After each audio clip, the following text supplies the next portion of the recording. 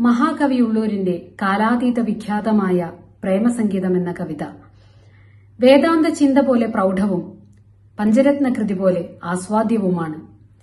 ഈ അനശ്വര രചനയിലെ സർവജീവി സമഭാവം വ്യക്തമാക്കുന്ന വരികളാണ് ഇവിടെ അവതരിപ്പിക്കുന്നത്.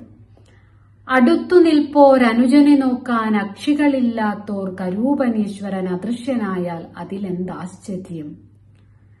അഹോ ജയിപ്പൂ ജഗദാധാരമൊരദ്ഭുത ദിവ്യമഹസ് അഖണ്ഡമദ്വയമചിന്യ വൈഭവം അനാദിമധ്യാന്തം. ആഴ്വാഞ്ചേരി തമ്പ്രാക്കളിലുണ്ട് അയ്യൻ പുലയനിലുണ്ട് ആദിത്യനിലുണ്ട് അണുകൃമിയിലുമുണ്ടതിൻ പരിസ്ഫുരണം.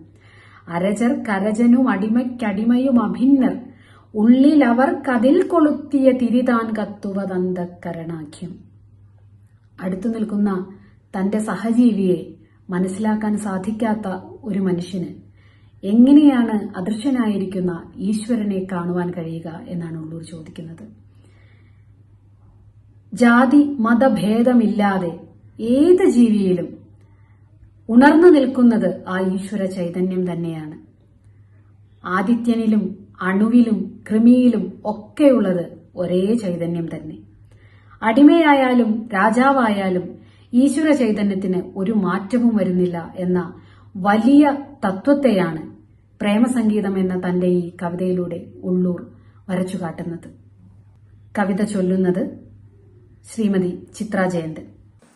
അടുത്തു നിൽപ്പോരനുജനെ നോക്കാൻ അക്ഷികളില്ലാത്തോർ കരൂപനീശ്വരൻ അദൃശ്യനായാൽ അതിലെന്താശ്ചര്യം. അഹോ ജയിപ്പൂ ജഗദാധാരമൊരദ്ഭുത ദിവ്യമഹസ്സഖണ്ഡമദ്വയമചിന്യ വൈഭവമനാദിമധ്യാന്തം. ആഴ്വാഞ്ചേരി തമ്പ്രാക്കളിലുണ്ടയ്യൻ പുലയനിലുണ്ടആദിത്യനിലുണ്ടണുകൃമിയിലുമുണ്ടതിൻ പരിസ്ഫുരണം.